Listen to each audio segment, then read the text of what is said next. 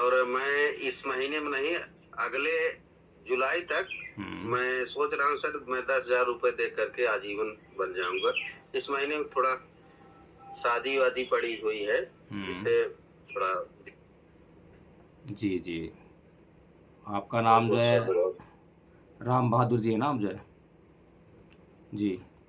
बहुत बहुत धन्यवाद, बहुत बहुत साधुवाद आपका जो है। मैं आपको जो है धम्पत ट्रस्टीज़ ग्रुप में जो है आपको जोड़ लूँगा और सूचनाएं प्रदान होती रहेंगी आपको जो है। तो और कुछ कहना है क्या?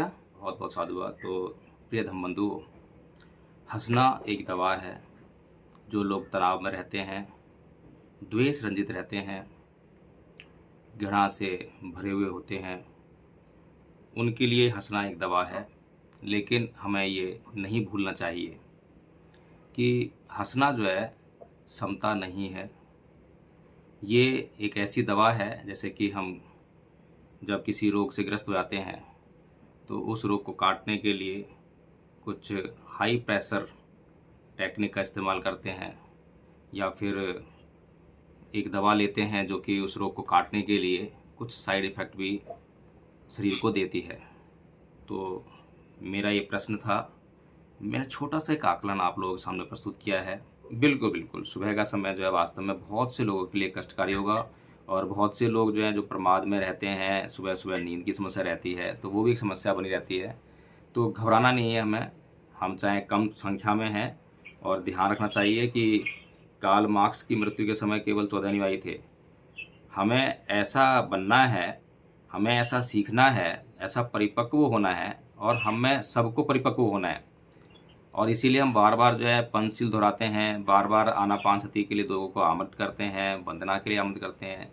सीखिए, रोज़ सीखिए, और जैसे ही सीख जाएं तुरंत आइए। आपसे गलतियां होंगी, और गलतियां सबसे होती हैं, ऐसा कोई नहीं है जो गलती ना करता हो, चाहे वो देश राज्य हो, चाहे वो मैं हूँ, कोई भी हो, हम सभी गलती करते हैं। गलतियों से कभी ना घबराएं। सबसे पहले वंदना करना और कराना सीखें। जैसे ही आपको वंदना कराना आ जाए, उसमें सिर्फ 3 अंग हैं, नमन, तिसरण और पंचशील। इसको आप याद कर लें, और जैसे ही याद हो जाए तुरंत बताएं कि आज मैं वंदना कराऊंगा। और जैसे ही आप वंदना कराने लगेंगे, 2-4 बार करा लेंगे, तो आप बहुत हैबिचुअल हो जाएंगे, और आपके वंदना कराने का ढंग भी आपका जो है अच्छा हो जाएगा। और कुछ समस्या होंगी तो हम सब मिलकर उनको दूर करने का काम करेंगे।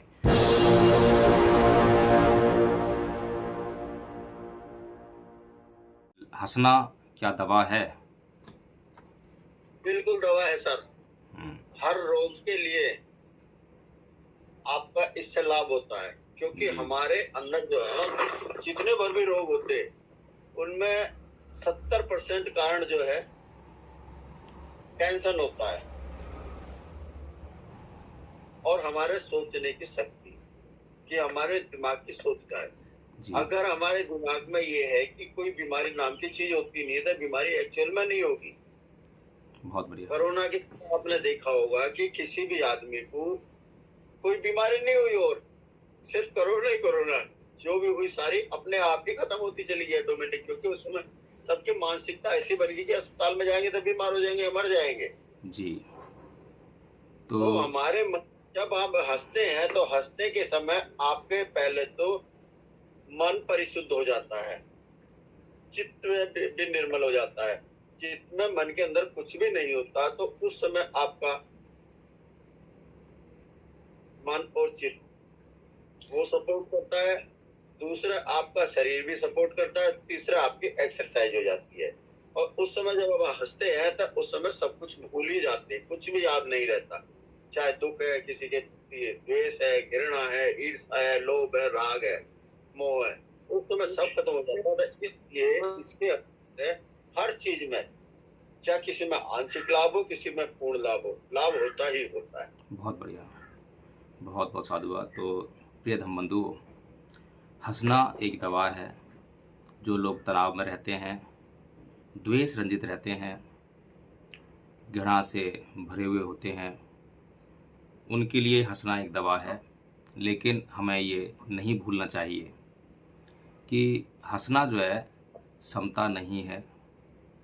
ये एक ऐसी दवा है जैसे कि हम जब किसी रोग से ग्रस्त हो जाते हैं तो उस रोग को काटने के लिए कुछ हाई प्रेशर टेक्निक का इस्तेमाल करते हैं या फिर एक दवा लेते हैं जो कि उस रोग को काटने के लिए कुछ साइड इफ़ेक्ट भी शरीर को देती है। तो मेरा ये प्रश्न था, मैंने छोटा सा एक आकलन आप लोगों के सामने प्रस्तुत किया है, हमें सोचना पड़ेगा। तो मैंने एक शब्द इस्तेमाल किया है साइड इफ़ेक्ट, तो मैं इस बात पे चर्चा करूँगा कल। तब तक के लिए आप लोग इस पर विचार करें कि हंसने के क्या साइड इफ़ेक्ट हो सकते हैं, क्योंकि इसके गुड इफ़ेक्ट्स तो बहुत अच्छे हैं। जैसे राज ने बताया कि जो लोग तनाव में रहते हैं, जो लोग समता में नहीं रहते हैं, जिनकी ज़िंदगी माइनस में चली गई है, उनको माइनस में से जीरो पर लेकर आना, फिर पॉजिटिव की तरफ लेके आना, उसके लिए जो है हंसना बहुत ज़रूरी है। जो लोग घृणा से भरे हुए हैं, जो लोग द्वेष रंजित हैं, जो लोग हंसना भूल ही चुके हैं, मुस्कान तक उनके चेहरे पे आना बड़ा मुश्किल हो गई है, उनके लिए हंसना एक दवा है। इसीलिए जो हंसना है, सुबह सुबह लाफिंग सेशन कराया जाता है ताकि आप लोग जो है पॉजिटिव हो जाएं। आपके मन से जो है वह द्वेष किसी के भी प्रति हो, घृणा किसी के भी प्रति हो, कहीं ना कहीं हमारे जहन में रहती है। सुबह सुबह जैसे कि जसवीर जी के द्वारा एक एक्टिविटी हुई, उससे मन जो है कहीं ना कहीं द्वेष रंजित हुआ होगा, घृणा हुई होगी, कम हुई या ज़्यादा हुई, यह एक अलग बात है। तो इन सब बातों के लिए एक अच्छी दवा थी, इसलिए हम जो है रोज़ सुबह सुबह ये लाफिंग सेशन लेते हैं। तो बहुत अच्छी बात बताई। हंसना जो है एक ऐसी युक्ति है जिससे कि बहुत बड़ी बड़ी बीमारियों का इलाज हो सकता है। जैसा कि बताया, कैंसर तक की बीमारियों का इलाज इससे संभव है। लेकिन अगर आप समता में हैं तो आप किसी भी बीमारी से ग्रस्त नहीं होंगे, और किसी भी बीमारी से जब आप ग्रस्त नहीं होंगे तो इस तरह की कोई भी दवा, जैसे कि आप कैंसर आप ग्रस्त हो जाएं और कैंसर की जब दवा खाएंगे तो उस पर जो है उस बीमारी से छुटकारा पाने के लिए जब दवा लेते हैं तो उसके साइड इफ़ेक्ट्स होते हैं, वो बॉडी पर झेलने पड़ते हैं। तो ऐसा ही होता है जब हमारा मन विकारों से युक्त हो जाता है, कहीं ना कहीं बीमार हो जाता है, और जब उस मन को संभालने के लिए, सुधारने के लिए जब हम किसी दवा का प्रयोग करते हैं तो उसके साइड इफ़ेक्ट्स भी आते ही हैं। जैसा कि कल परसों चर्चा में भी कुछ साथी बता रहे थे कि इस प्रकार के साइड इफ़ेक्ट्स दर्द के रूप में या शरीर के किसी भी अंग में किसी प्रकार से वो उत्पन्न होते दिखाई देते हैं, तो वो साइड इफ़ेक्ट्स ही होते हैं। तो ठीक है, आज की चर्चा का विषय देशराज जी, मेरे ख्याल से जो पीछे एक पारमिता थी, दान पारमिता, 10 पारमिताओं में से पहली ही पारमिता थी, उस पर आपने खूब अच्छी तरह चर्चा की। उसके बाद मैंने आपसे कहा था कि एक और विषय है, वो है श्रद्धा। तो श्रद्धा पर चर्चा करें आज, यही आज के धम चर्चा का विषय है। तो इसको आगे बढ़ाएं देशराज जी। ठीक है जी। वैसे जो है, अगर आप एक टॉपिक लेते हो, पारमिता लेते हो, तो पारमिता ही पहले पूरी कर ली जाए तो ज़्यादा बेटर रहेगा। बहुत अच्छे, अगर वो पूरी नहीं हुई है तो आप उसको आगे बढ़ाएं। हमारे साथ में आपने देखा होगा 4-5 दिन पहले एक साथी जुड़े थे, धम्माचारी बोधि प्रकाश जी। उनका अपना एक वो है, ट्रस्ट है, और अपना उनका संगठन है TBM, तिरतन बौद्ध महासभा। वे लोग भी ध्यान साधना करते हैं, वे लोग भी इस तरफ बहुत अच्छा प्रयास कर रहे हैं, उनके अपने संस्थान हैं, तो वे उनका है। तो उनका जो मैसेज है ध्यान साधना वगैरह के लिए, अगर कोई साथी उस तरफ जो है उसमें जाना चाहे तो हमारे मन में ऐसे कोई विचार नहीं है कि हम आपको रोकें। जहाँ से भी आपको धम्म लाभ हो उस लाभ को लेने का प्रयास करें। आपको लगता है कि वहाँ आपको धम्म लाभ होता है, और निश्चित तौर पर होता है, ऐसा नहीं है कि वहाँ पर नहीं होता, यहाँ पर भी होगा, वहाँ पर भी होगा। यहाँ हम सब मिलकर प्रयास कर रहे हैं, वहाँ पर पहले से ही अनुशासित लोग हैं, बहुत अच्छे से लोग हैं। हम तो अभी बिल्कुल बहुत ही जो प्राइमरी लेवल के जो स्टूडेंट होते हैं, बिल्कुल नौसिखिए जो है, उनके लिए हम जो है दे रहे हैं और बहुत प्रयास कर रहे हैं कि आनापान सती कराने के लिए। तो वहाँ पर जो है वो बहुत ही थोड़ा अच्छे और उच्च कोटि का वो कराते हैं। तो आप लोग जुड़कर देखिए, उसमें जो है आपके पास लिंक आ गया होगा, तो लिंक पर जो है शाम को होती है उनकी, हमारी सुबह होती है, उनकी शाम को होती है। तो जुड़कर देखिए वहाँ पर कैसा अनुभव होता है। और एक साथी का और हैंड रेज है, राम बहादुर जी। जी कुछ कहना चाहते हैं, बताएं। आज लगता है धम चर्चा नहीं हो पाएगी, सभ्यता पे ही चलना पड़ेगा आज। जी राम बहादुर जी, राम बहादुर जी कुछ कहना है आपको?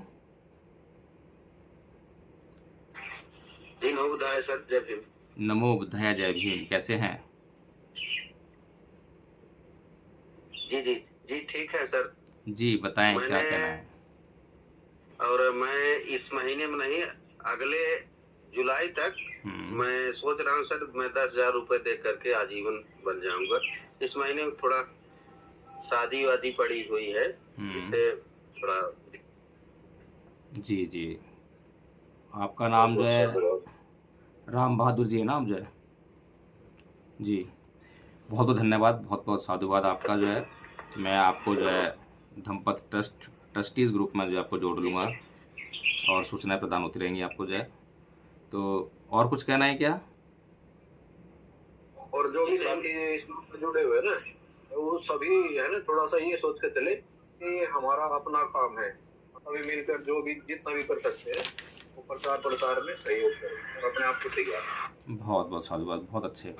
तो चलिए आज का जो है एक काम करते हैं, मैं एक प्रश्न आपसे पूछना चाहता हूँ कि हम में से कितने ऐसे साथी हैं जो ये जो लिंक होता है रोज़ सुबह सुबह का, इसको रोज़ अपने फेसबुक आईडी पर जो है शेयर करते हैं। आज चलो इस पर चर्चा कर लेते हैं, समय हो गया है। कितने साथी हैं जो फेसबुक आईडी पे इसको जो है शेयर करते हैं और उसको प्रकाशित करते हैं कि धम्पत के इस कार्यक्रम से आप जुड़िए। जो लिंक है उसमें सारी चीज़ें मौजूद हैं, जुड़ने का भी है, हमारा कार्यक्रम भी है। तो उसी को वैसा ही वहाँ से कॉपी करके और फेसबुक पेज पर और अपने व्हाट्सएप ग्रुप्स पर वो शेयर करने का काम करते हैं। कम से कम 5 व्हाट्सएप ग्रुप में शेयर कर दें, अपनी एक फेसबुक आईडी पे शेयर कर दें। ऐसा कितने साथी करते हैं बताएं? तो गोपाल जी करते हैं। बहुत बहुत साधुवाद गोपाल जी। और आपने तो वहाँ से जो है कई लोगों को जुड़वाया भी है, कई लोग जुड़े भी हैं, हमने देखा है आप बहुत प्रयास करते हैं। आपको बहुत बहुत साधुवाद जी। बहुत बढ़िया, बहुत अच्छे, बहुत अच्छे। तो ठीक है जी। अब मैंने व्हाट्सएप ग्रुप पर डेली करता हूँ, लेकिन कोई जुड़ नहीं पा रहा है। मैं फेसबुक से ही जुड़ा था और उसको व्हाट्सएप ग्रुप में एक न्यूज ब्रॉडकास्ट के माध्यम से सबको भेजता हूँ। लोग मानते हैं लेकिन अभी कोई जुड़ते नहीं। एक आध 2 दिन रमेश करके जुड़े थे, अभी नहीं जुड़ रहे सर। कोई बात नहीं, हमें परेशान नहीं होना है। 7 बजे है जी, विद्यालय समय सर 7 बजे, इसलिए दिक्कत हो रही सबको। बिल्कुल बिल्कुल, सुबह का समय जो है वास्तव में बहुत से लोगों के लिए कष्टकारी होगा और बहुत से लोग जो हैं जो प्रमाद में रहते हैं, सुबह सुबह नींद की समस्या रहती है, तो वो भी एक समस्या बनी रहती है। तो घबराना नहीं है हमें, हम चाहे कम संख्या में हैं और ध्यान रखना चाहिए कि कार्ल मार्क्स की मृत्यु के समय केवल 14 अनुयायी थे।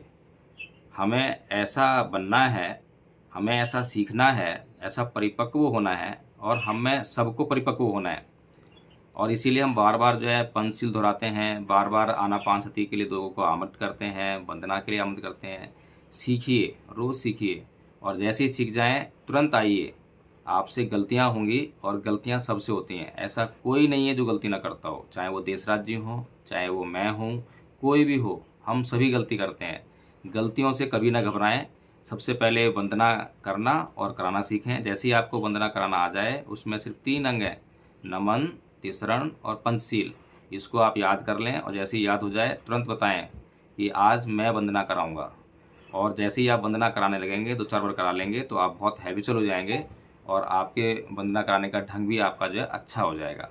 और कुछ समस्या होंगी तो हम सब मिलकर उनको दूर करने का काम करेंगे। फिर उसके बाद आनापानसति को भी देखें कि आनापानसति में क्या करवाना होता है, क्या बातें कहनी होती हैं। 2-4 बातें ही हैं, ज़्यादा बातें नहीं हैं। फिर विपश्यना में क्या कहना होता है उसको भी समझें अच्छी तरह से और करवाएं उसको जो आकर जो है। हम सबको जो है एक एक आदमी को सेना या कहते हैं सैनिक नहीं बनना है, सेनापति बनना है। हमें गांव-गांव और मोहल्ले-मोहल्ले जाकर जो है जहां पर भी संभव हो, जितना हमारे पास समय हो, वहां पर जाकर जो है इन बातों का प्रचार प्रसार करना है। धम्म को बिल्कुल शुद्ध रूप में समझना है और शुद्ध रूप में ही प्रचारित और प्रसारित करना है, बिना राग के, बिना द्वेष के। चलिए आज 3 मिनट फालतू ही हो गए हैं, तो आज की इस धम्म चर्चा को, इस सेशन को हम जो है समापन तरफ लेके जाते हैं।